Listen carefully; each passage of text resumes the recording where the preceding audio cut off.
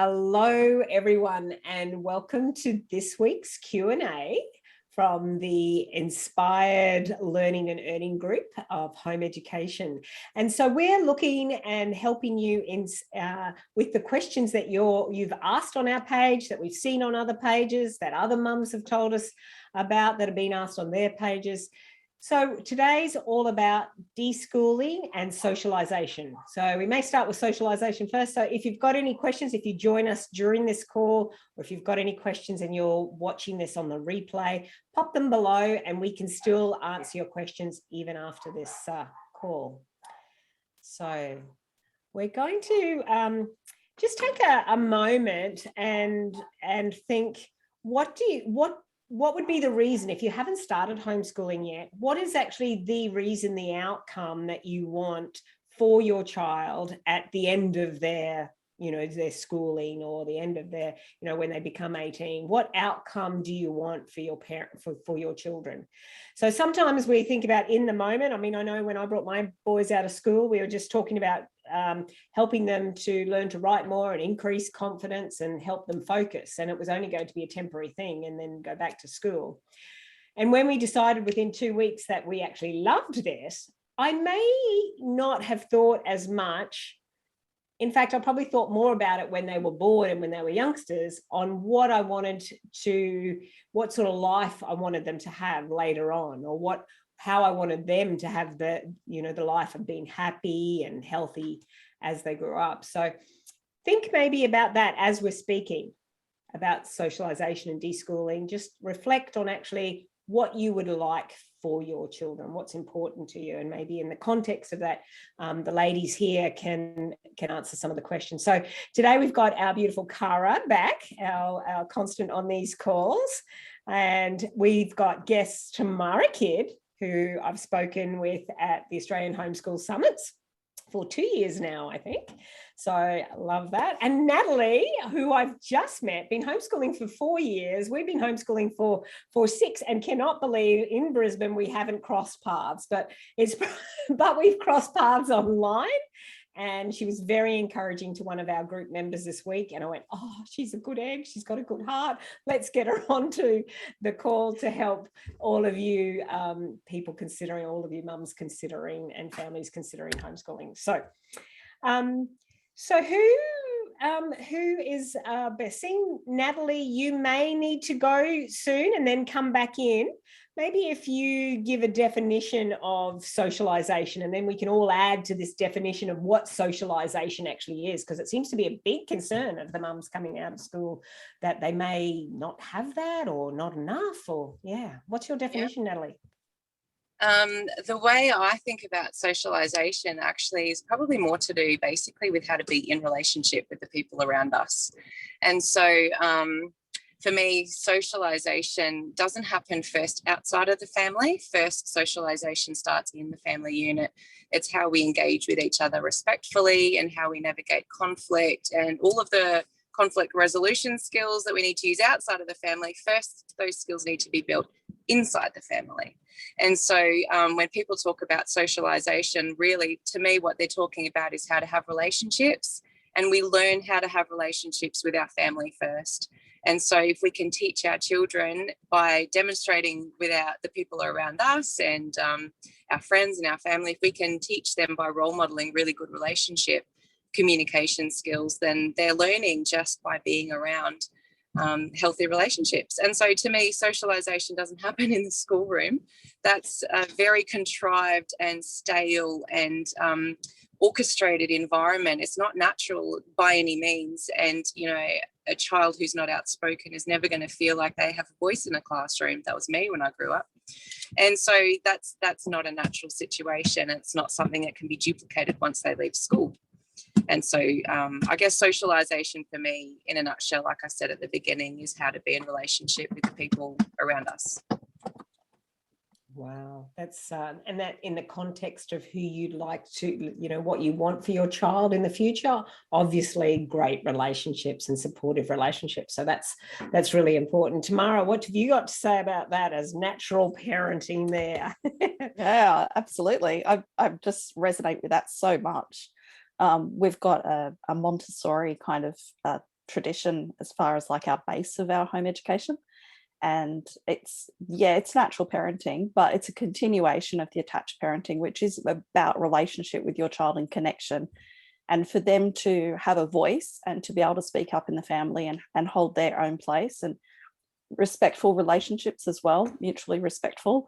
We had a rule in our house where we always say, ask, don't tell or boss, just so that we would turn situations around from being, even myself, telling them what to do, to asking them, but was also to engage that thinking so that they would learn the self-responsibility and the self-advocacy, because it's all about sovereignty. It's all about, self-respect, respect for others, recognizing that, we're all humans having human experience, and we need to have that mutual respect. So definitely it begins at home, it begins with the relationships you have with each other and the modeling. And one of the other aspects that I'll add to it, because it's very hard to add to anything that you said, Natalie, because it was so good. What I also did is modeled being wrong. So anytime that I made a mistake, I would own it and demonstrate how do you actually own mistakes without being embarrassed. We would always say mistakes are learning opportunities. It's not a time to pause and to go down a negative way. It's a time to hold your own, say what you did wrong, but also to be open to suggestions on how to fix things. So often when the children had this sort of modeling and relationships and with each other practicing and with their friends, conflict resolutions were quite easy, because they didn't see problems and mistakes as negative things. They saw them as opportunities for something, sort of like to find solutions for things that they might not have bumped into before. So they actually would sometimes make playtime and interactions even better. If they hadn't bumped into that mistake, they wouldn't have diverted over to this other area where they've now got this new interest.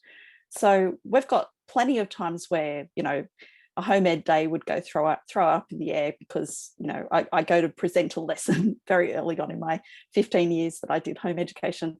I would present a lesson, they go, yeah, we already know that. I go, oh, okay, throw that up in the air, we'll go do something different. And then because of that, we go on to another path that was not open according to my plan. And that would happen with friendships too. They'd get along with people, and then someone would have a growth spurt and they wouldn't connect quite so much, but then they'd play with a sibling instead, or play with another child that was at the park and wouldn't have if, so stuff like that. It's the only thing I can add to what Natalie has said. I think that actually expands on the communication part, on how you actually did, more actions on how you did that communication. So yeah, that's excellent. So the definition of socialization that I looked up prior to this, I'm going, what's all the fuss about? Because really, long-term homeschoolers, socialization is not an issue. Like, it's sort of, as you said, the competition's left at the gate when you leave school, or decide, make that decision not to go back. What is actually socialization? And I actually think what people are looking for and what they're concerned about that they'll be missing out on is not this definition. And yet it's the definition, according to the dictionary, is that when a child learns the values, habits, and attitudes of a society. So but isn't that what we're doing? The society begins with a family, and we're modeling social examples. And so when they're learning the values, habits, and attitudes of a society, but then what is the society? Do we want to actually say, well, what happens, that society? Now, what Natalie was saying about the society of the school, of the classroom, is that society? And is that the values always, and the habits and the attitudes, that we have to line up? Okay, the conforming is part of the value of society. So you're right, by the connection to the self, I think, first, and that communication with the family, then going out to society, being comfortable with who they are first, and then going out and deciphering what happens. Well, you can make more of a decision on, are those values, is that part of the broader society okay with me or not? And you've got that attachment to yourself and family. Yeah. I have an interesting perspective on this particular part. It's quite nuanced what we're talking about here, Yes. because when we're readying our children for school, we're telling them what kind of behaviour and society to expect within the school context. And often when I hear parents say, I'm worried that they're not going to learn to socialise, when I unpick that, what we start to pick out is, I thought that they need to learn how to defend themselves at school, how to be able to get on at school, that if they don't learn that particular, how can I reconstruct those social constructs in the outside world? And then when we unpick that, they realise, oh, hang on a minute, that's not actually what I want my children to be learning. And so then we start to talk about actual socialisation in society, you know, and that the particular situation of school is not about societal community socialisation, it's about schooling. And when you actually go into that institutionalised schooling kind of aspect, it's like a workplace. So, you know, if you're working at a hospital, for example, there's a particular construct around that. There's particular rules on how you actually have to do that job. There's a system there. And then you work in the food retail, there's a different system there. School is just another construct. It's just another system. It doesn't actually prepare you for outside real world global socialization. The only thing that really will is time outside of school. Yeah, perfect. And I'll chat to you more as we go about how we can support our children the best through that process. Cara, I'm finding this very interesting. I wish I had this support when I first came out of school, because we've sort of learned as we've gone, you know, we've learned and seen the obvious as we go, and you know, done a lot of reading and speaking to other mums and listening to other mums. So, Cara, did your mums are having concerns coming out of school, re-socialisation? Do you know, was it your children or other children you know, maybe did they have concerns that they may be lonely and they're thinking that is about socialisation? You know, they might be lonely or may not be up to speed with others, or yeah. Yeah, so when we first decided to start home educating,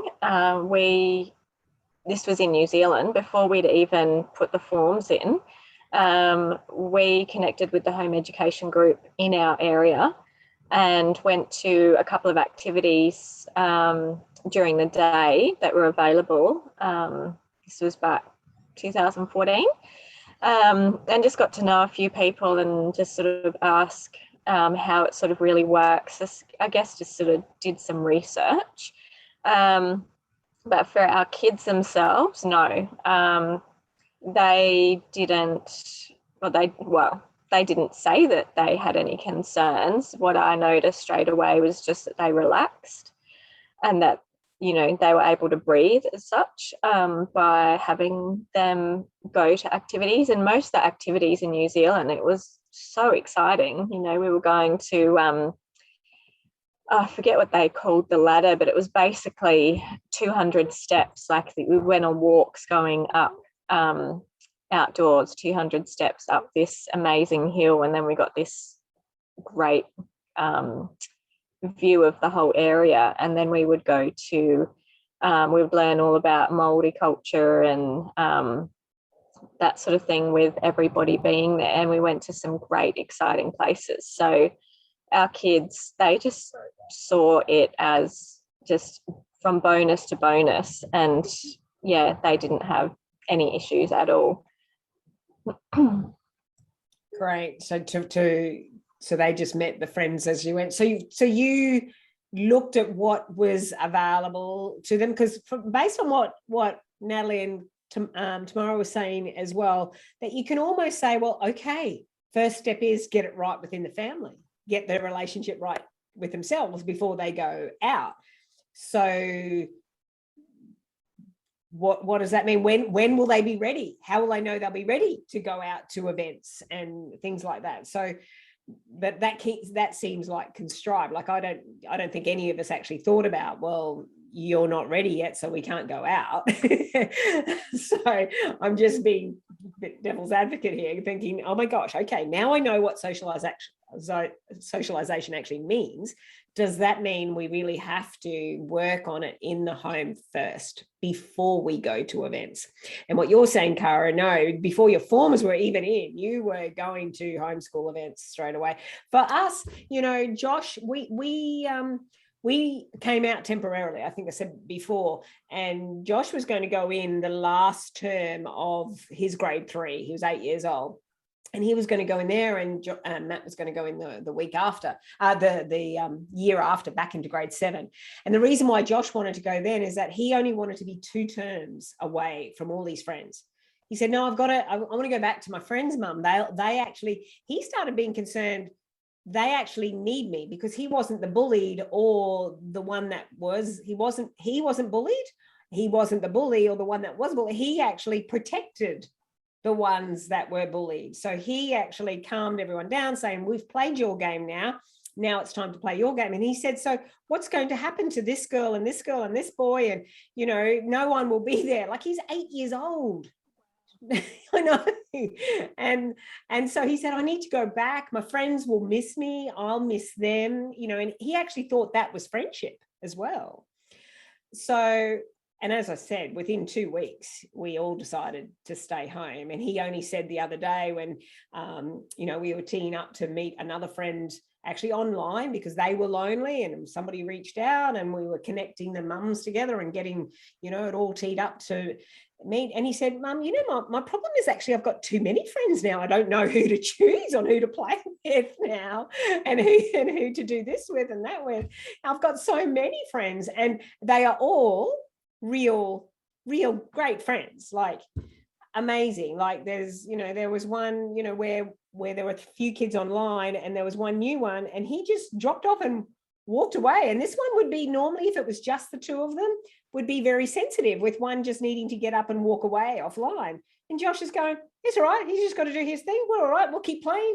So he actually helped this one have more confidence that it's okay, he's just doing his thing, we're okay, we'll keep playing, you know. And if there was anything, he'd yell out to me, Mum, can you check with that, you know, that boy's mum to see if he's okay. So totally different on what socialization and friendships are even about as well. So yeah, we came home and went to everything I saw. You know, I was looking for my tribe, and then looking to connect with other mums, and I had my notes out on my phone, and Khan Academy, right, write that down. Okay, I'll write that down. Okay, animals here, wild, you know, plants here, robotics here, coding here. Went to everything until we found our tribe and friendships and other mums, and then just nurtured those. And, you know, until the children say, Mom, it's homeschool, can we stay at home, please? And loved the mummy dinners as well, and still do. So yeah, so anything else, Tamara and Natalie, whoever wants to jump in, actually, Tamara's jumping in here, about what's the benefits then when you see your kids at the park and something may be a bit awry, and, you know, there's a bit of noise, something happening. What do you do about that, and to support the children with their relationship, a bit like we talked about just before we came online? Yeah. So what happens is problems come up in the, I'll just like bring it to the school context so that people can get the head from where I'm coming from with what I say next. In a school context, when there's a little bit of a scuffle or a fluff up or whatever, you know, something happens on the playground, and, you know, like in the context of your son, you know, it's time to move on from a game to another game, and you may have a few arguments. In a school context, that's expected. It's expected that there will be children that fight. And when it gets out of hand and it gets physical, then a teacher will intervene. But it's pretty much you're used to children arguing and being competitive. It's a very competitive environment. You know, what you get a result in a maths test, or how many spelling words you get correct, and that sort of thing in a primary school, or what level you're at for high school. Are you in the advanced maths or the bottom maths? You know, these things matter. Whereas in the home education environment, that whatever you're learning at home, it's completely your private business. There is no competition on that score. And the children aren't even all the same ages, and they're not from the same geographical location. So they've got a lot of diversity in background. So differences are expected. And you've got your parents there as well. And anytime that there's a bit of a scuffle, pretty quickly, either the child or the parent will lock onto each other and connect and have that kind of little check-in that you have when you are with your children. You're like, you okay? And they're like, no. Nah. Go, do you want help?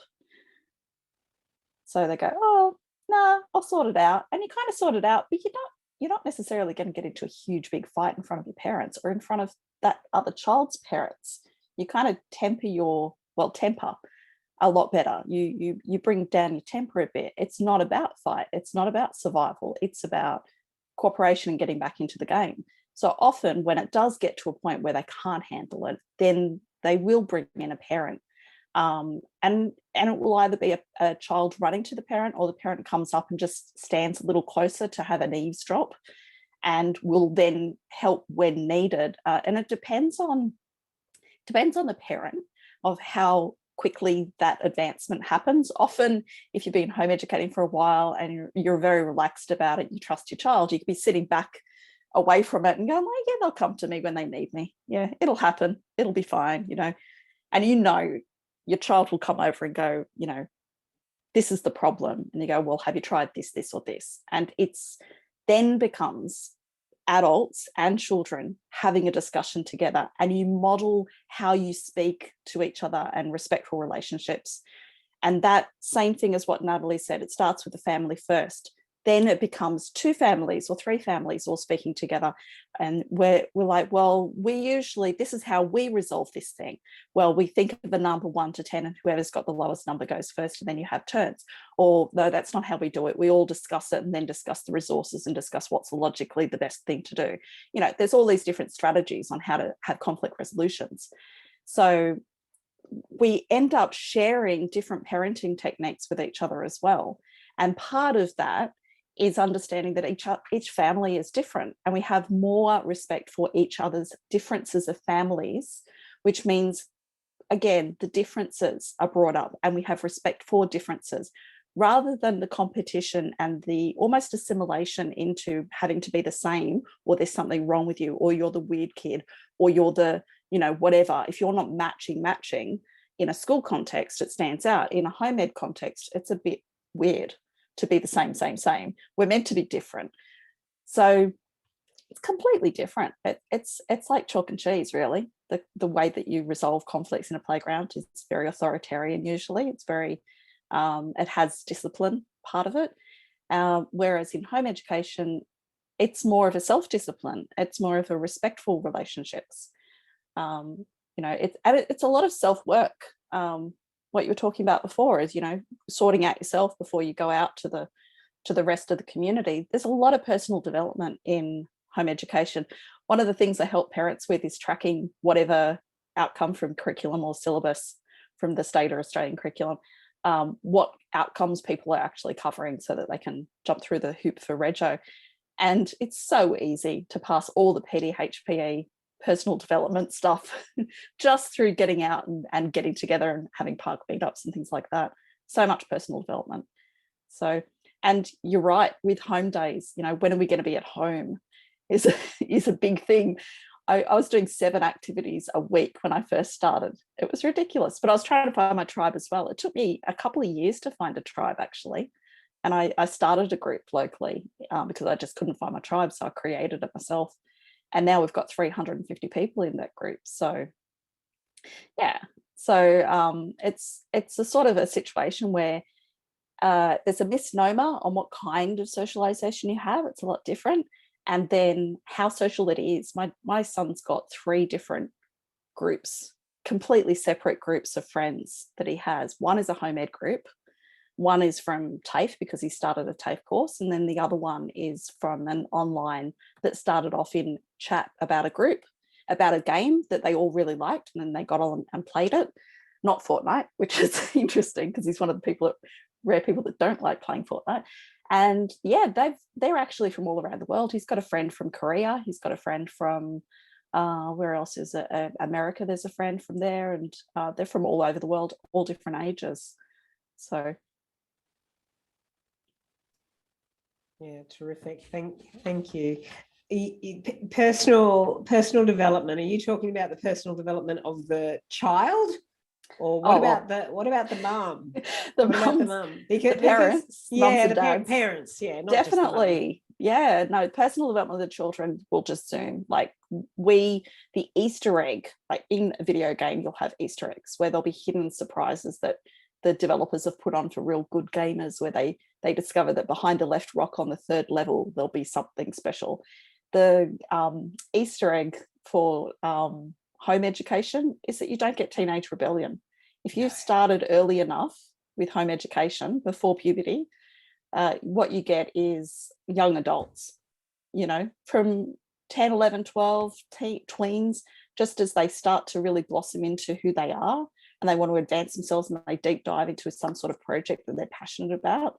You get them really confident to be able to talk to anybody, which hopefully Natalie will be able to contribute to as well. And because she's got a 12-year-old who has a business. So these people are young adults, you know, and it's very similar to prior to the invention of schools a couple of 100 years ago, when it was mass instruction compulsory, what actual young adults were like. You know, you usually would go off to work by 12, 13, 14, you would have a full-time job. So our children are allowed to be within the context of multi-aged, multi-generational community.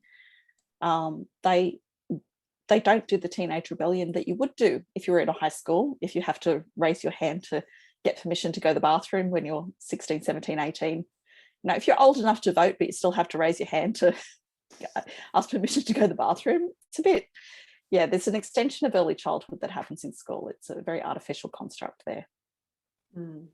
But yeah, the socialization with and the personal development of the mums and dads, oh boy. One of the biggest things that happens as a parent is just the mind shift, the paradigm shift that you go through, you know, having left the school system for good, you know, and the deschooling that happens obviously as well. Yes, which we'll talk about. That's when you can get all that chatter about how you need to be as a parent at school is no longer. It was like, what the and the aim is not to make parents coming out of the school environment, or if you're still there and thinking that it's wrong or not good enough. It's just different. It's different. Just different. Yeah. Yeah. I also say to parents, I'm not actually pro homeschooling. I'm pro whatever works. If school works, great. If home ed works, great. You know, wherever the children are thriving is where they need to be. And obviously, some parents can't home educate. It's a huge commitment to make. It's a huge thing to do. It's not done lightly. Like, we don't choose to do this on a whim. And we often find out very, very quickly whether it works for our family or not. And if it doesn't work, it doesn't work, you know, and there's no harm in that. Home educating parents really don't have time usually to play the judgy game. We're so busy. We're doing so many different things. And as your group discusses as well, we're often also working. Yes. And I'll come back to something I heard there about choice and whim. Thank you, Tamara. Natalie, I think that segues quite well from, one, definitely with what your daughter's doing there, and speaking to adults, with you being in the car earlier. If people were watching earlier, that where you were, you might want to explain that. And also what Tamara was saying about, you know, there's weird or strange, you know, I think you've said to me earlier about there's different people everywhere, you know, maybe lead more onto that, what you were speaking about with communication and different people. Okay, sure. So I have a 12-year-old daughter who, just as a bit of a background, she was doing well in school, at the top of the class in accelerated groups and all those kinds of things, and no issues with socialization or friendships or anything like that. But I did struggle to make the connection again with her at the end of the day when I'd pick her up from school. And my other daughter also, who's a bit younger, was in school at the time as well. And I also wanted to provide for them lots of opportunities outside of school. So, they do a lot of gymnastics and they're involved in choir, and I wanted to provide those opportunities, but I felt like if I was going to do that, I'd never see my children. And I struggled to make that connection with them at the end of the school day. So I decided to pull them out pretty much for selfish reasons. I hated the school run. I hated not seeing them all day. I hated not knowing what had happened in their little lives for 6 hours, and I never got more than 2 words out of them. Sometimes I'd find out days or even weeks later if they were having an issue, and it wasn't until they'd processed it themselves internally, which is just not meant to be for young children, that there was even an issue. And so I pulled them out of school and found that, I'll talk about my oldest particularly here. She just, even though she was really good with school, had no issues. When it came to being at the desk at home, doing book work or academic things and ticking boxes and busy work with pieces of paper, she just could not see the point and was really not motivated to do a lot of it. And we came to blows a few times, and I thought, oh, this is just not working. And I just decided to take my hands off for a while. And what happened is she'd been talking for some time about, business and how to earn money and making things. And she decided to start her own scrunchie business. So first of all, she had to figure out how to make scrunchies. And so it's been quite a process. It's been over a year in the workings, but she's grown a lot. And has set up an Etsy page, and she has an Insta page, and she's networking with other little business owners as well, and doing really well and boosting her confidence, really learning good communication skills with all kinds of different people. Just before, she was talking with a local hairdresser about putting scrunchies in her salon. And so I left her to have that conversation with the hairdresser, because you learn by doing. And so in the schoolroom, you sort of have to think about concepts and ideas and theories. When you're homeschooling, you just do it. You just go straight to the do. So she's doing that at the moment, which is wonderful. So I'm sort of pinging from place to place throughout the days. And my plate is full, but I don't feel busy. And I think that's really crucial, because when you start to feel hectic on the inside and like you're busy and you've got too many balls in the air and how can you keep up, you've probably taken on too much. I think it's good when you're homeschooling to spend time in a community, but like Tamara was saying as well, some days you just have to be home, and some days we'll be like, do you know what, we're not going to our homeschool meet today because actually I need a day off. They need to stay in their pajamas today. And that's okay. So we do that, which is wonderful. What else we were talking also about people. So people are everywhere we go. And I noticed something when we were in the school system. There were people that you would connect to naturally and organically. And there are also people that, from my position, I would look at this family or this group and think they're a bit unusual. They're a bit weird. They're not my people.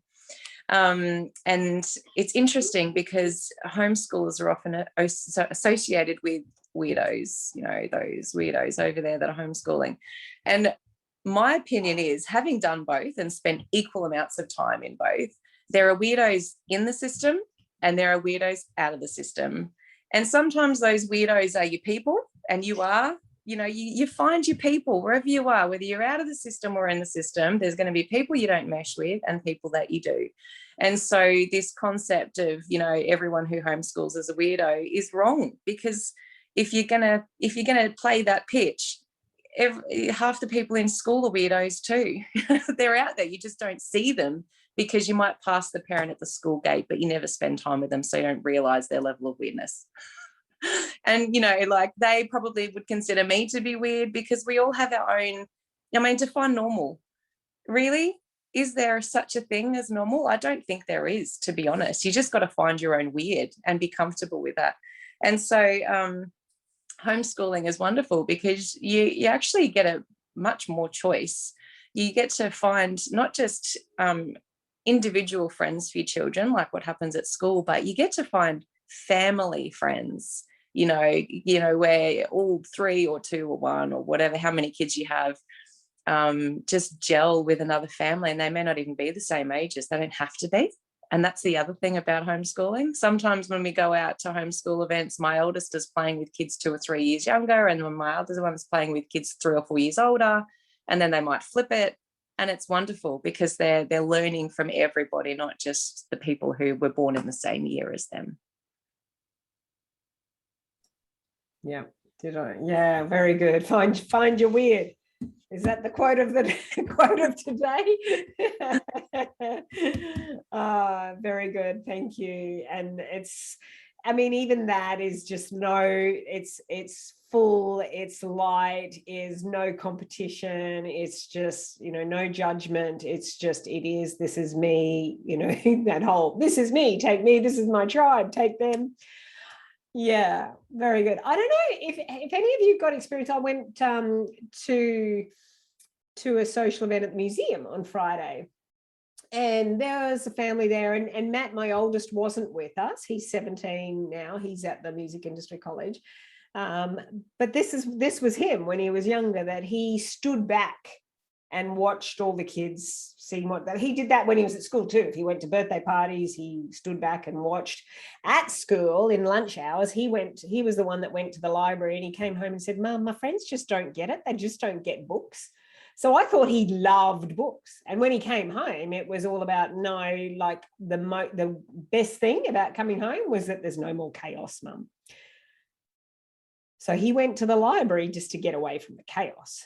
And so when we went to events, he'd watch from the outside a little bit, and then he'd go to the younger ones, and he'd be almost like the Pied Piper with the younger ones, and, you know, help them, and, you know, help them out with practical things and kick the ball with them. So he'd go in with the younger ones first, and then found his own way and own confidence, and moved up to, you know, to older kids as well. And now he can talk to anyone, just, you know, loves it. But what would you say to a mum that comes out and their children's, you know, maybe even they as parents or other people label them as shy, and they're standing back, and you're saying, go on, stop asking me what you need to be doing, go on, move forward, you know, go, there's all these kids here, go, you know. And there's almost there's this fear of, have I done the right, this whole chatterbox maybe of the mother, have I done the right thing? Are they going to ever find their friends? At school, at least they had one friend, you know, now they've got, you know, and I want them to go, and here we are, and I've packed them a nice lunch, and we've come out with, you know, and all this chatterbox going on. And we just want, you know, the child to find some friends and enjoy themselves, rather than being, you know, tied up. What advice would you give to a mum there coming out, and what should they say to their child? I have a very introverted child. 2 of my kids are quite extroverted and happy to throw themselves into the group of whatever's happening. And I have one who's very much not. And that was me as a child. I was the quiet one, petrified of being asked anything in class and having to speak in front of the group. And so for our first, probably good few months, when we were meeting up with different homeschool groups, she would bring a book and she would sit almost on top of me. She was not going anywhere. She didn't want to make new friends. The whole thing was terrifying. Or actually just, she's not motivated to make new connections. But she didn't do that forever. The way that she engages with the world is by sitting back and watching and observing with the safety of a book, because it means that she's doing something. And she would just watch and get to know the children from a very safe and protected space. So I would encourage her to go and see what they were doing. But if she wasn't interested, I didn't push, because that would be just destructive and not helpful, because she wasn't ready. But she got ready. And when she was in her own time, she would move away from me. And I think it's very similar to, you know, when you have a little baby, they start right here and they're here all the time. And then you put them down for a little bit and you walk away and you do something, but you have to come back and take them in again. And for some children, that process just remains for a little bit longer. It doesn't mean they're broken or they're not ever going to move away from you as their parent. One day you're going to be wanting to hold them back in and bring them close again. And they'll be like, no, I'm ready to go. And I think we have this expectation imposed on us by society that our children need to be independent. Actually, that's not right. Our children are not meant to be independent. They're dependents on us, and they're labelled that way because they are dependent on us for everything, for their food, for their social skills, for the roof above their heads, for clean clothing. We are the source of their life, and we should remain always open to them to provide whatever they need as they move out away from us. And so there were definitely moments of frustration. I'd have my hands in the air going, when is she going to move away from this seat with the adults and go and, run across the grass and climb the trees with the kids? When's she going to do it? But she did. And she still brings a book. And sometimes she comes back and picks her book up and has half an hour of downtime, because that's how she operates. And to be honest, that's actually how I operate too. And so she's her own person, and she knows what she wants to do, and she doesn't need me to push her. She just needs me to be there to give her the encouragement when she needs it. And I think all kids are different, and that's just what she needs. Thank you, beautiful. Cara, have you got anything to add there? Because I think we're kind of segueing into deschooling here, hey? Yeah, so we're in a caravan park. So, during summer, usually there's a lot of international people coming through, and all through summer, the kids are in the pool and they're having discussions with people from other countries and telling them, teaching them Aussie slang, dangerous animals, all those types of things.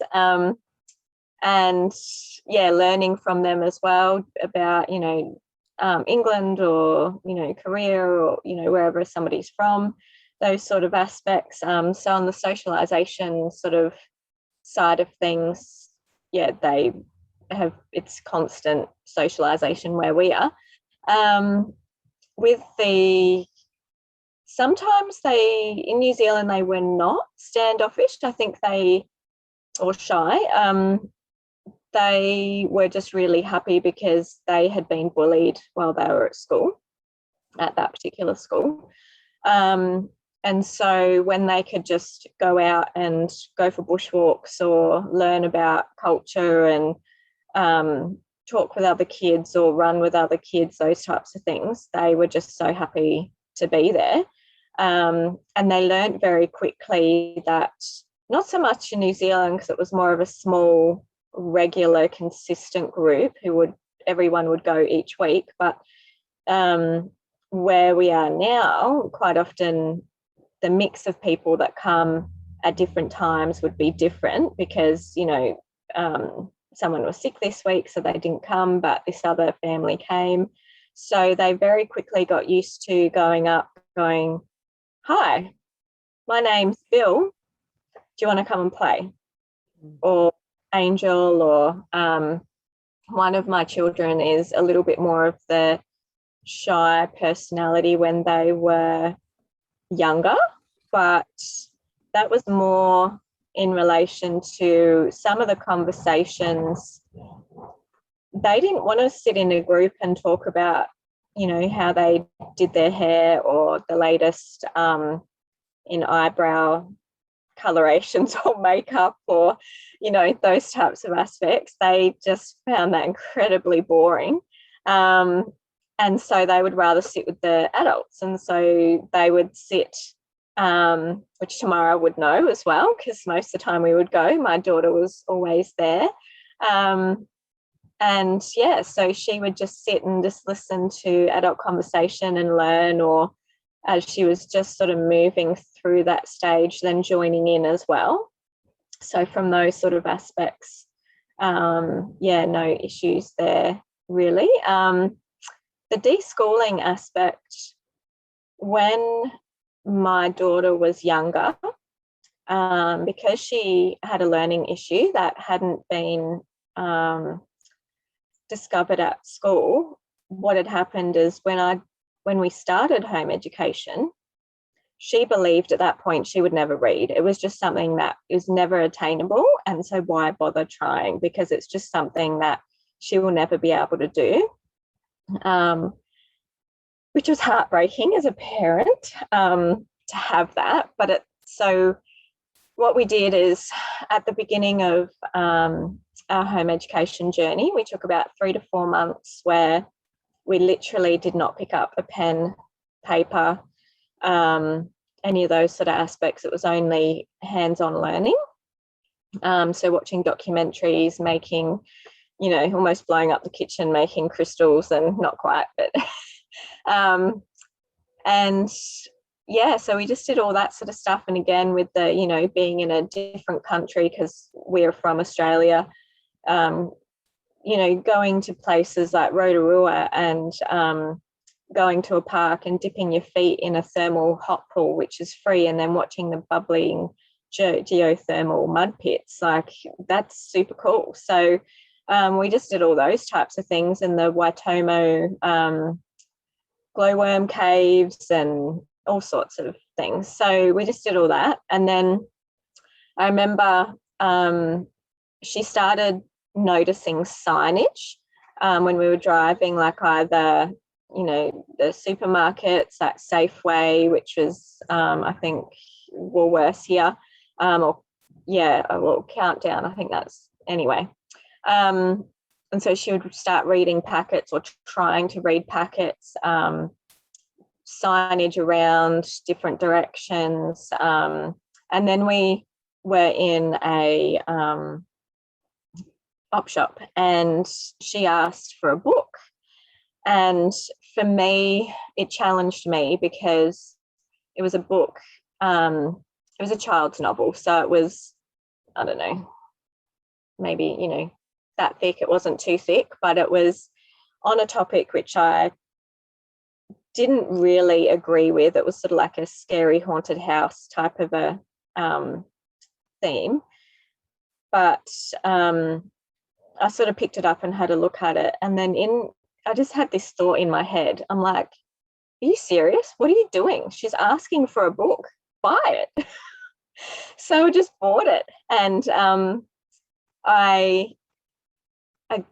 I'd quizzed her after, I can't remember, maybe a couple of weeks, and just said, so, you know, opened up a couple of pages in, oh, so what happened when, I don't know, this character did this? And so then she told me, and I flicked to a whole huge amount of different pages within the book, and she could tell me. So she'd read it. And yeah, that's where I like get emotional, because it was just like, it was very, very early on, and I was like, okay, we've done the right thing, like for her. And yeah, so that was sort of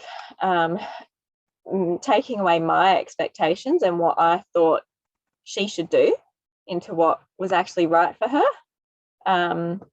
Yeah, so I think that was probably one of the main things, is just the barriers of me and my head and what I thought, to just allow her to be herself. And yeah, now she can read really well. And last year she did one university subject, of which she got a credit for, pegged about, you know, up against with, you know, adults. So yeah, that was just like, okay, done it, it's good. Thank you. It's definitely holding the space for them, and you did that very, very naturally as well, and definitely personal development there for mother for sure, just to hold that space. I think sometimes the growth mindset, apologies for the dogs in the background, but the growth mindset and life skills, you know, you want to teach your children life skills as well, and to have a growth mindset. However, we don't want, like I've seen posts before about, like, my child is asking for a glass of water and she doesn't want to get her own glass, and she's 3, you know, she's 3 years old, and she doesn't want to get it herself. And what's your advice to encourage her to get the glass herself? And that's that whole attachment. There's sometimes the parent, you know, like the parent still needs that involvement. So it's not about making, who said it before, about making the child independent, that it's still, they are dependent, Natalie, so they are dependent on us. And once the time is right, this is the difference between, this is what maturing is, that they actually, after the attachment and they've been dependent on us, that they actually then break away in their time and maturing, and that whole maturation process as well, that you get to see and you get to be a part of. So yeah, interesting. So that growth mindset, life skills, we're bombarded with those things, I think, these days, and to have your child have a growth mindset, but then they're still also holding the space for them to have that in their own time as well. So I think that's important to realize. And so, sitting on your lap, Natalie, sitting back, not, no, hands off. I think you said, like, just hands off. Let's get away from the book work. Let's not do that for a while. Let's just watch documentaries. Let's read books. Let's chill out or go and find our tribe. And not do that. How do we stop the chatterbox about, again, what they did at school, or to allow that space? I teach people and teach mums how to hold that space, especially for teenagers, when you want them to live their passion, and then, oh my goodness, they start living their passion and start being happy, but then there's still the chatterbox. I went to private school, will they be successful? I went to university, la la la la la. We had uniforms, we had chapel service, we had awards nights and things as well. Without any of that, will my child be successful? Oh, hang on a sec, he or she's happy. Oh, that's what I wanted for my child. That's right. That's right. So to actually, I feel I've learned it as I've gone, and I'm a life coach as well. So it's kind of been easier. Well, I think compared to some people, I found it easy to have that coach approach and to hold my child as able, just like I'd hold my clients as able, that they are magnificent, they can be happy and live their passion, and hold them in that space. So I put them on the crash mats when we got home, and a lot of you know this story, that I said, what do you want to do? If you knew you were on the planet for a reason, what do you want to do? Let's do that with our eyes, ears, hearts open. Let's do that. And whether that was a documentary, or that was a book, or that was going to the library, or whatever that involved, we did that with our eyes, ears, hearts open, to find out what we liked and what we didn't like, what they liked and what we didn't like. So that's part of that deschooling. And we've got learning centers now, learning dojos. And, one of the learning centers that I've been mentored by in setting this process up, there was a girl that came out of school, was struggling at school, and just needed to come to these learning centers. Like, her parents paid for it, but she actually sat on a couch with a blanket around her for 2 months, just watching. And her mum's going, like, I'm paying for this, or I'm paying for my child to just play video games, and hang on a second, are they learning anything? And they just needed that time. So within 2 months, then she said, I'm ready. And she started walking into the electives that her peers had chosen, and then offering some electives that she would like to do, and her friends joined in on those.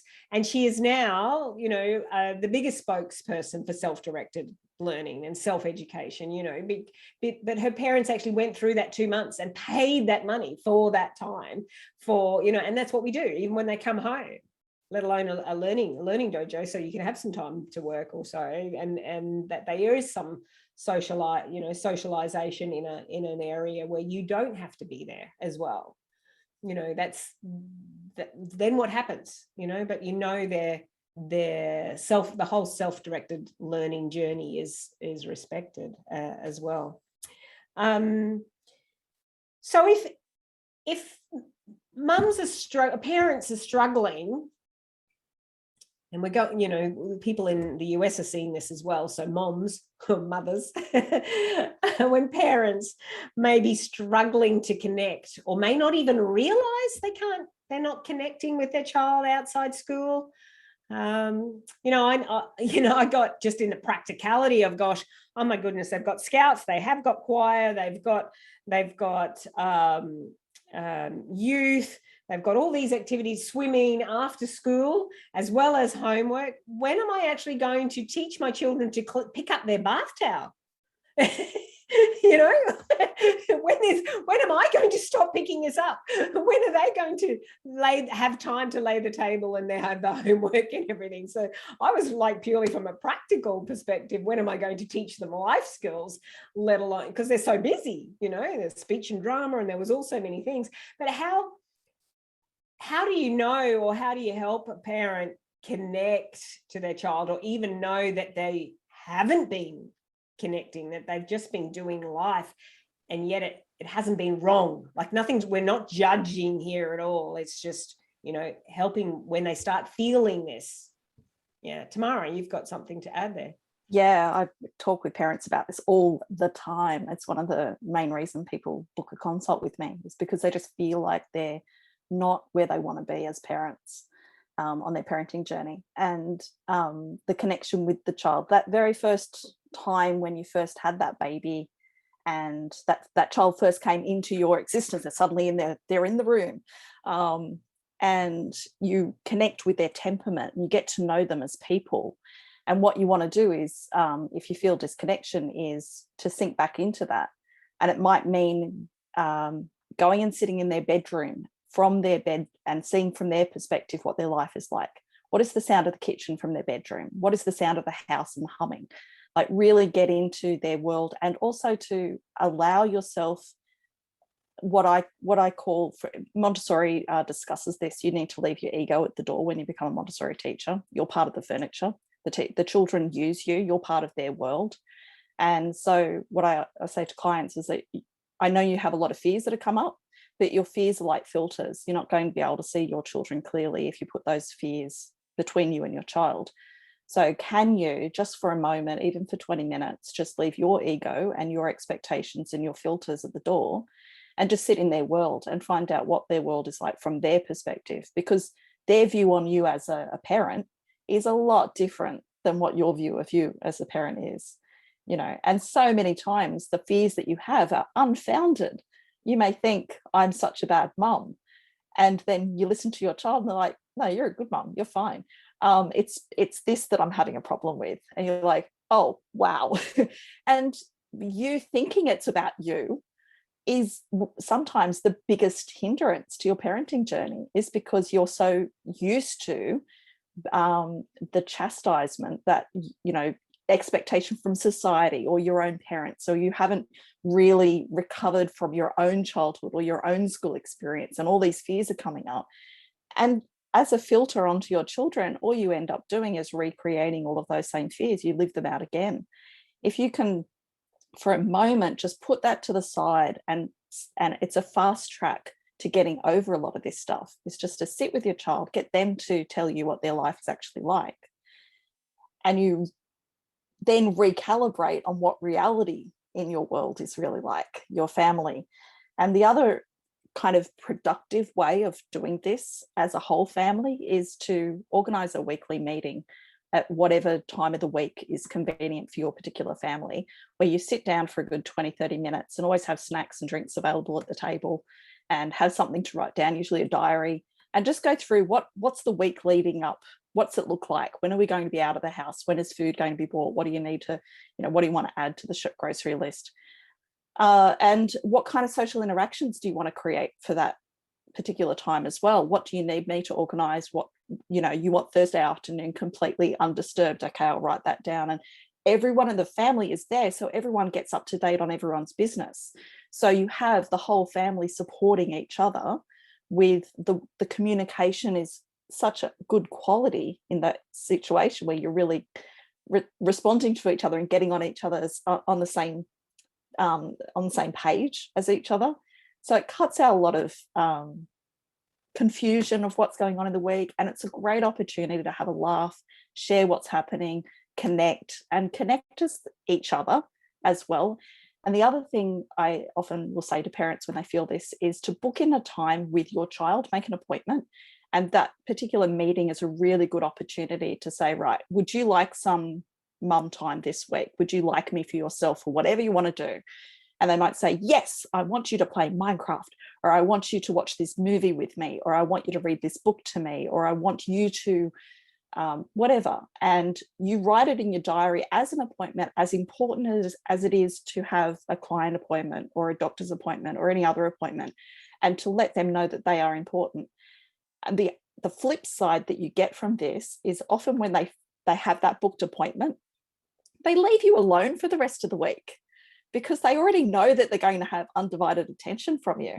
So rather than mom, they're like, yeah, do you want to discuss this on Tuesday at 3 o'clock when we've got our meeting? Oh yeah, that's right. Yeah. And they walk away, and they get on with their own things. So it often really, it's a very harmonious way to like book in connection time, and the rest of the family know they're not to interrupt, because if you interrupt this person's time, they can interrupt your time. And that's how they self-check on that. So it stops them from having that sibling rivalry that can happen. You can also have a setup where we don't do the sibling rivalry in our family. We help each other out. And why do we do that? Because it kind of sucks to pick on each other. It's not really cool. At least home can be the place where we all reset and we help each other out. And you should never be embarrassed if you're doing something wrong, or you're struggling, or you're not succeeding in your own eyes. Family is there to help each other and support each other. And those meetings are a really good opportunity to like discuss that,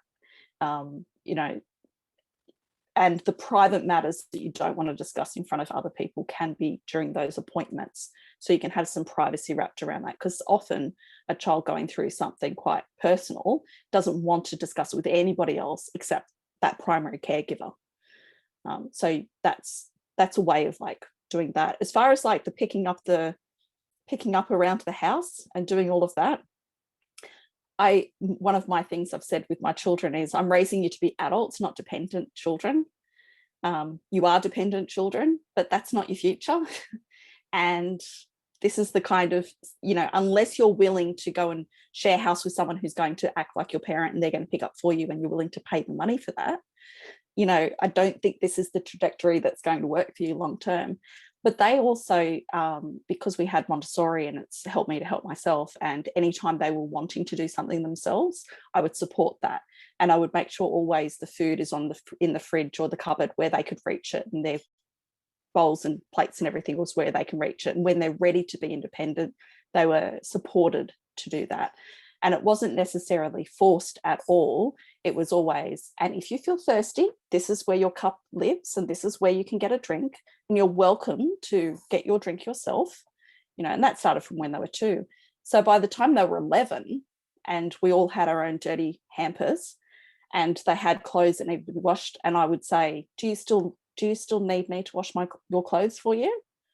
And the modeling of how I say that is not, it's my job to wash your clothes because I'm mum.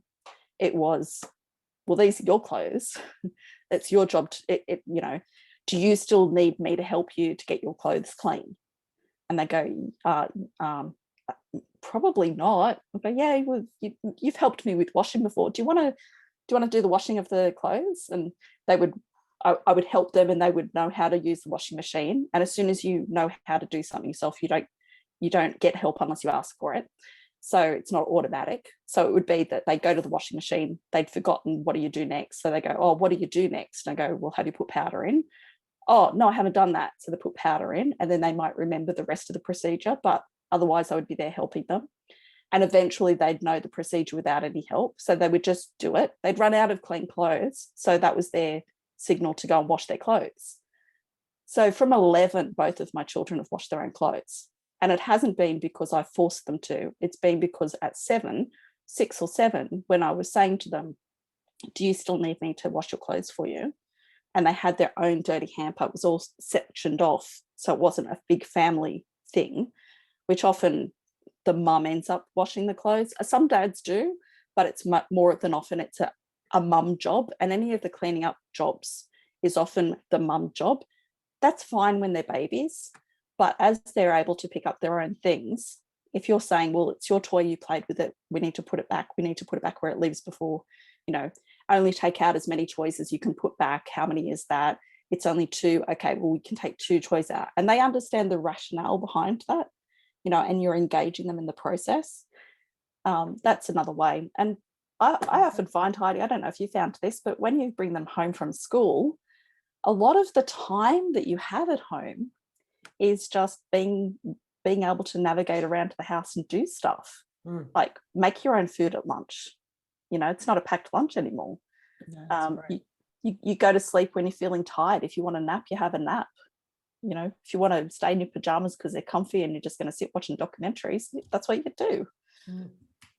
Yeah, and it's okay for them to do that. There won't be any harm. So I love that rule or way of being, I guess, that you don't tell or boss, you ask.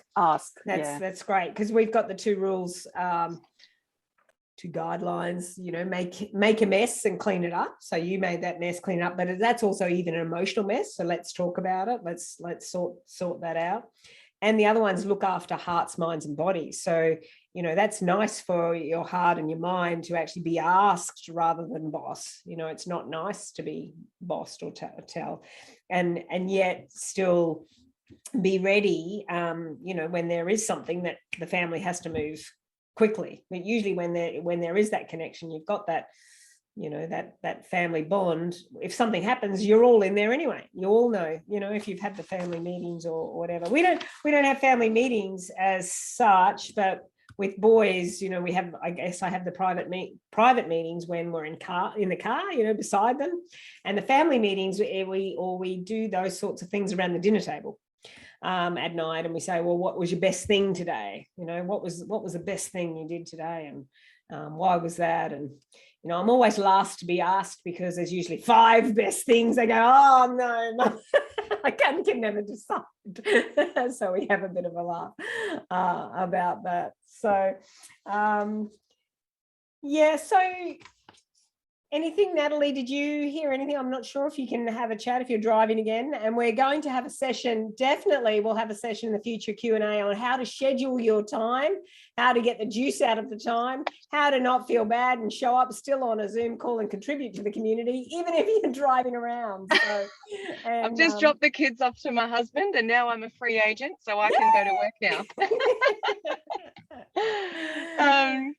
Yeah, I was listening to that in and amongst the chatter in the back seat. And I think you asked Heidi about how you know where you're at with your kids, like how connected you are and whether you have that, the parent-child connection, which is so beautiful.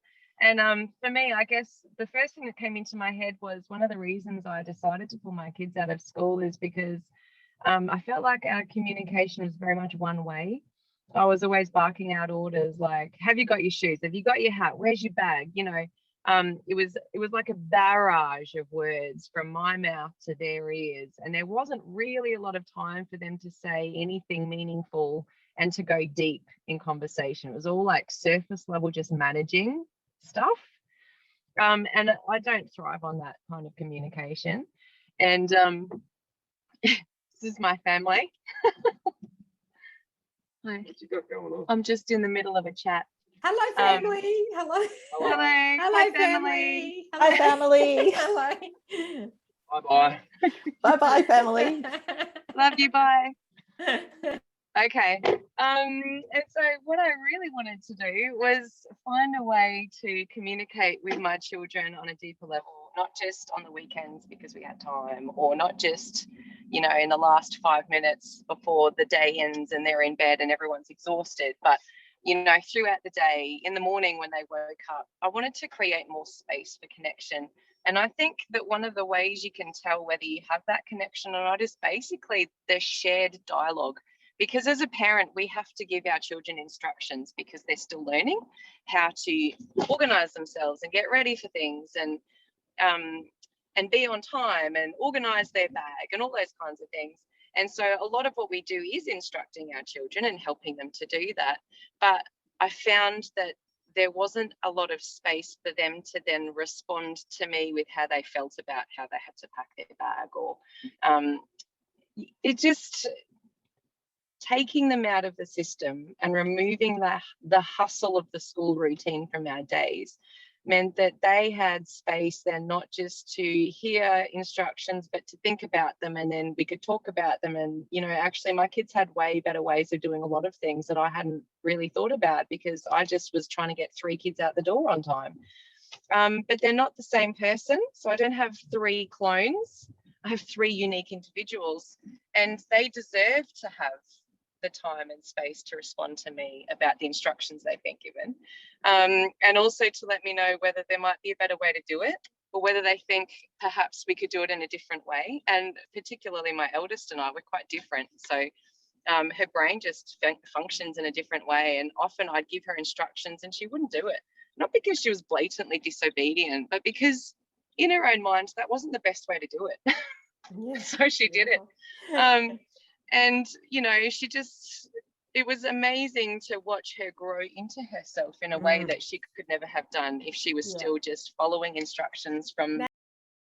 I love that, how you said that there's 3, you know, you haven't got clones, you've got 3 individuals, and you're constantly checking in yourself. Do I have that connection with them that I want with them? You know, are they telling me their different ways of doing things? Yes, wonderful, wonderful, wonderful.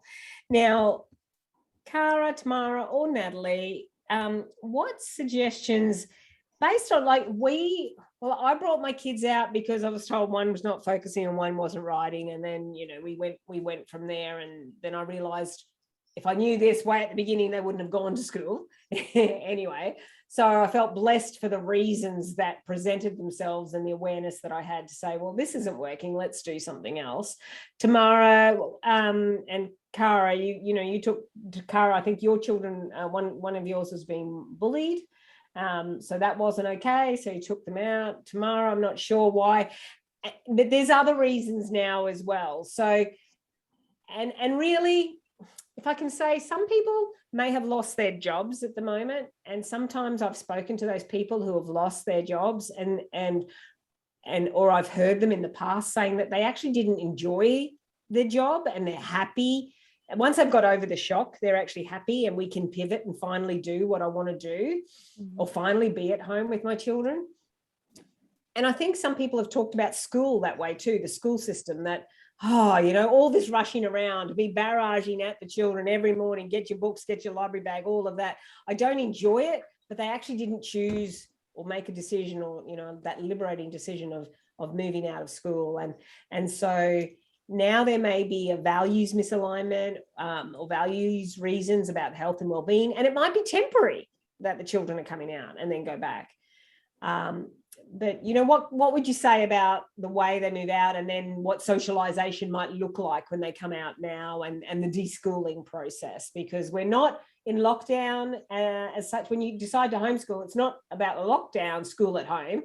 It's way different, you know. You've got this, way different. So absolutely, yeah. I So say to it, be quiet. Just if you could speak to that, that'd be great. I was saying to some parents at March last year, when we all first started, was, you know, do not think that this is homeschooling. This is a really, really shoddy example of what homeschooling is. What you're doing is closer to distance education, but even they get together on camps. This is remote learning. This is the same as if you were doing an online course at university or TAFE. It's just through a school. It's the primary school or high school level, that's all. And you happen to be with a class cohort. It's exactly the same when I get on it at uni and do my online university courses. And Cara, you've been studying as well, so you know this.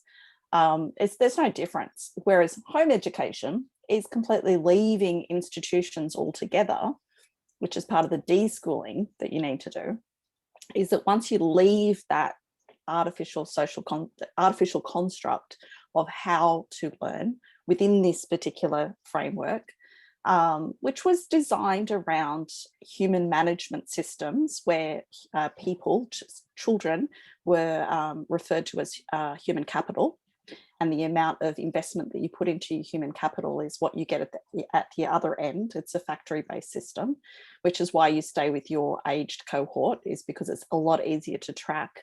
Those that entered in 1980 into kindergarten, they will graduate in 1992. You know, they'll finish year 12 at 1992. That was my years. So you know, when you put in a policy that's going to affect high school students, and you start doing the groundwork for it in the 80s, and you know it's going to be implemented in like 1989, that's actually when it's going to actually come out in, you know, to the effect the children that come out the other end. And when you're in the home education, come out of the school experience, you don't have that same manipulation of humans. You get to know your children as people. They go off to school, then you deal with whatever school brings into your home. If you leave that school system, you're leaving the school construct out of your home as well. And to de-school all of that out is a bit like purging. It's a bit like decluttering your house. You declutter everything that's not useful anymore. Donate it to somebody else. If someone else can use that egg cooker, microwave egg cooker, great, that's fantastic. Get it out of the house. You know, you've got 3 toasters. Why? Donate them out. You don't need it. You get rid of everything you don't need. You keep what works, get rid of what doesn't work. And that's part of the de-schooling process. Children will do it faster. And generally, for every year at school, it takes about a month to de-school. That's the general rule of thumb. But it depends on when the child is ready to de-school. They might have already in their mind been leaving school, and they have prompted the home education. They've been asking for it, begging for it. So by the time that they start home educating, they've left school behind because they were like running up to it. You yourself, it depends. You know, I've counted now 26 years of formal education, formal institutionalization between preschools and primary schools and high schools, TAFE. I've gone to 3 different TAFEs and university twice, and university actually a few times for postgrad, and then a Montessori education as well. So add all that up together, it's 26 years. That's a lot of institution. Most people have done about 13 years, between 11 and 13 years of institutionalization, and then however many you've done with your children as well. That's a lot to de-school. And it can take you, if it's been 13 years, it could take you over a year to properly de-school. It generally takes us about 2 years. And the reason for that is because when you have that first anniversary come around from home educating, you've now had 1 whole year outside the system, and you get a little fright of, oh, is this still the right thing to do? You know, it's been another year. Or you register again, it's like, oh, got to do this, jumping through the hoop and answering to authorities. Oh, and you start to get a little bit of what I call the principal's office factor when you get registration. You feel like the principal is coming in and judging your home, and especially in New South Wales when you get home visits or Zoom visits at the moment. You think the principal is going to come and judge what you're doing, and it's not like that at all. But you get that little fear, and it revamps you and go, oh, we've got to do this, this, and this. And you're really like stressing your kids out. Make sure you write lots more, and we've got to put this in the portfolio. And then the second year comes around, and it's, yeah, I've been through this before. By the time you're in that 3rd year, it's like, what's school? Like, oh, that's right, there's school. Completely forgot that school existed. And yeah, you get on with your life as though school doesn't exist. That's when you know you've de-schooled. You forget that school even exists.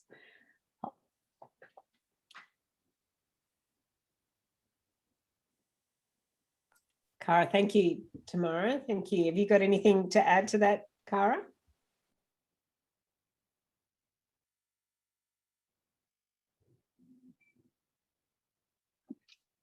Go off mute.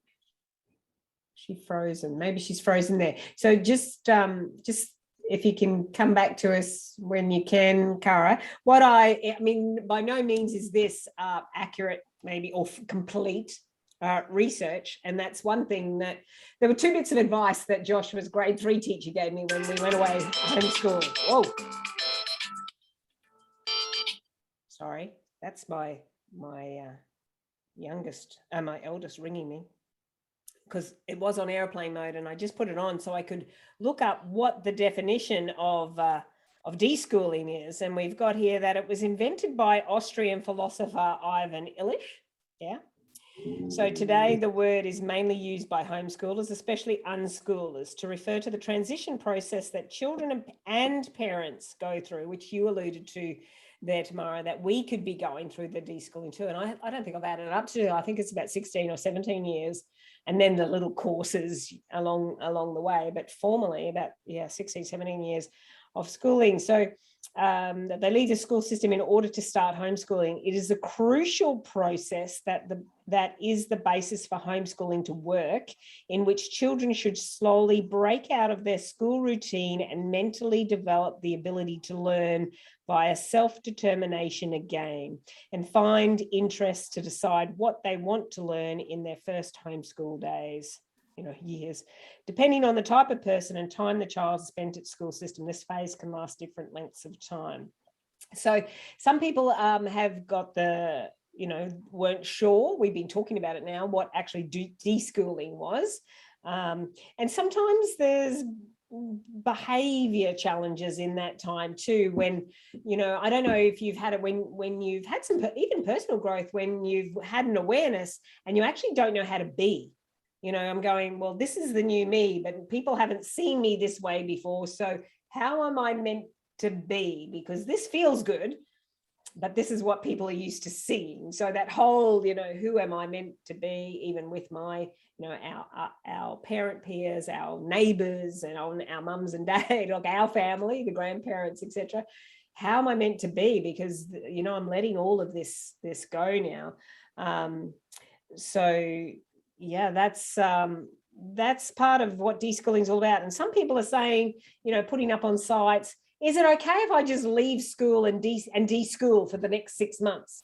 And they actually mean not register with anything. Oh. That they're just off, what I used to call off the radar.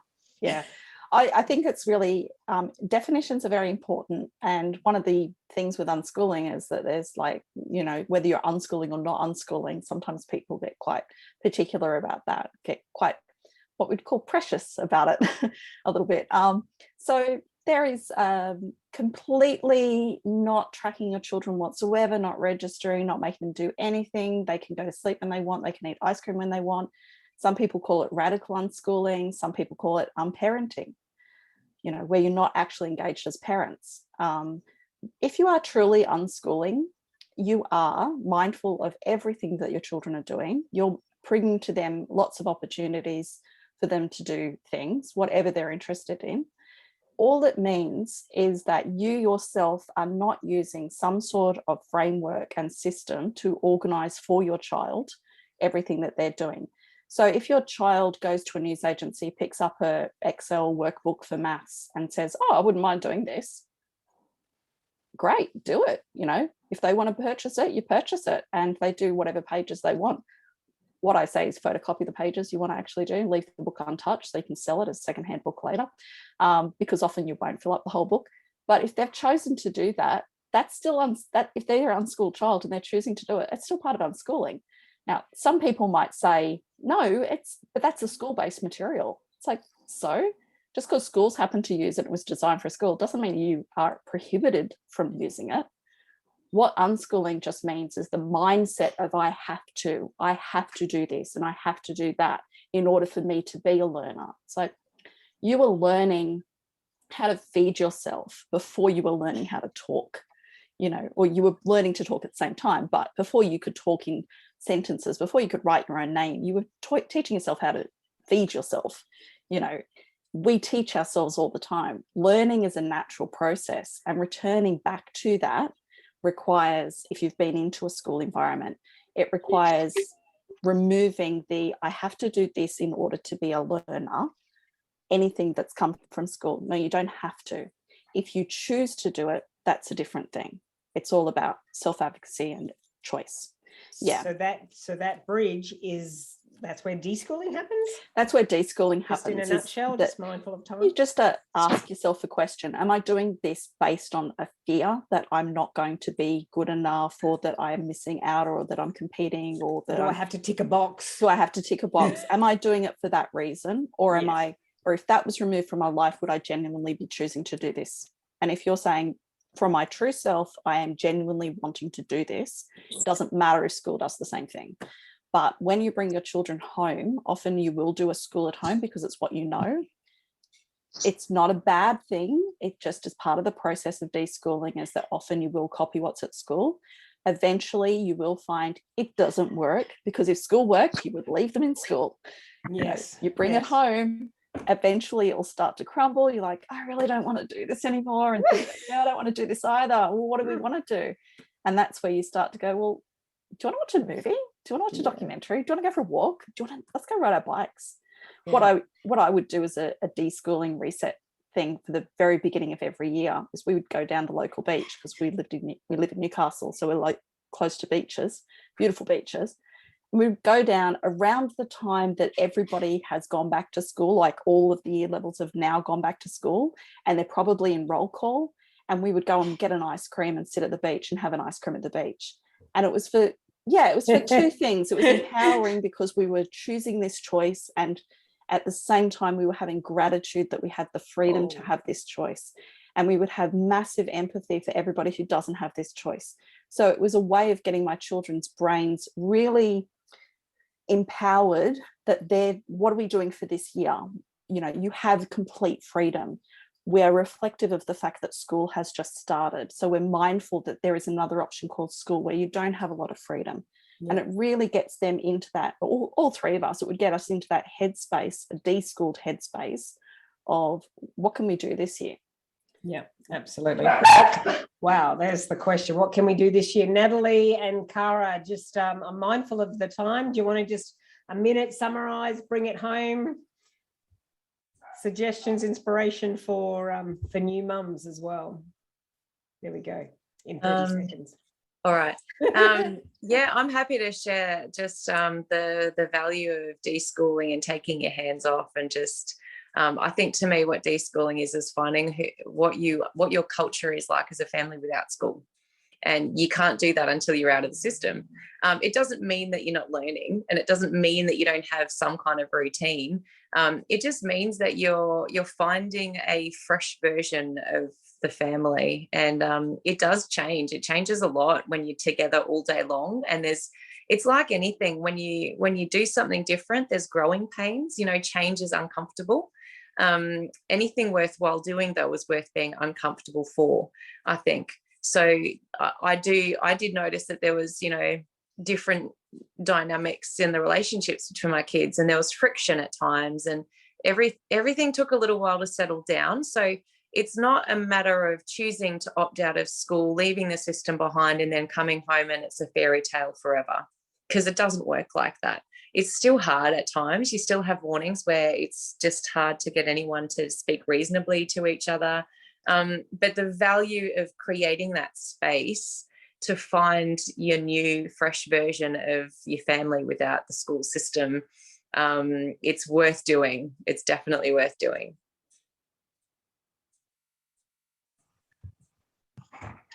So I think for us with deschooling, with that first sort of 3 to 4 months, we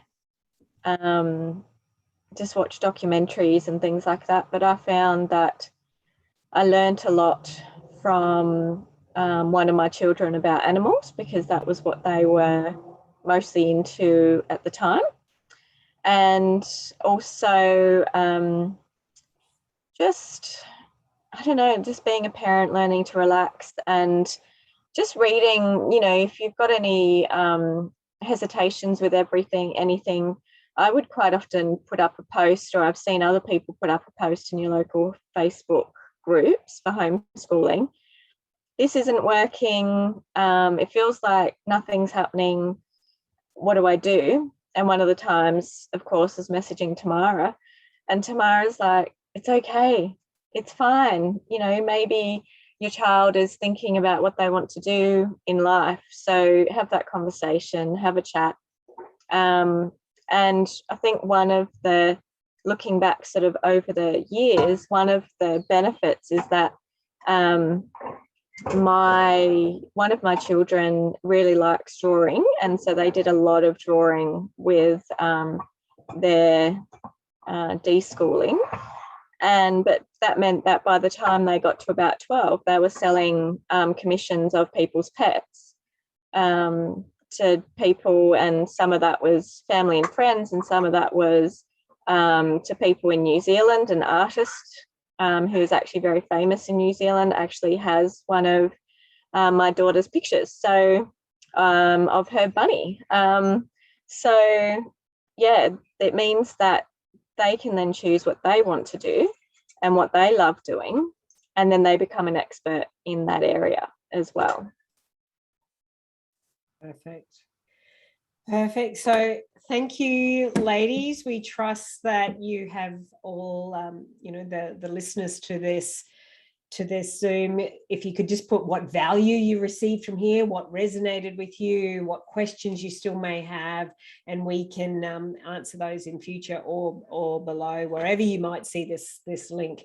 It might be in a few places. So definitely reach out. Love that. What is your culture like as a family? Wow, to really find that out and go through the uncomfortable as well. And yet we're creating an exciting new home environment.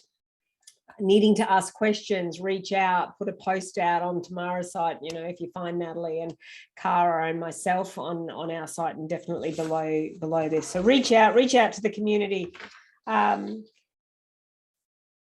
remember, it's just a choice for a little while maybe, and just be open, find your weird, I love that too, find your own weird people. There are lots of ways to socialize online, so if you focus and connect with us, with the groups too, there's lots of ways to socialize and connect, and parents can actually help your children connect as well and introduce. So anyway, we won't start with new information there. There's lots in there in the last hour and a half. Thank you very, very much, Tamara and Natalie and Cara. I see you across the screen. Bless you. Thank you for sharing, and onwards with ease. Thank you.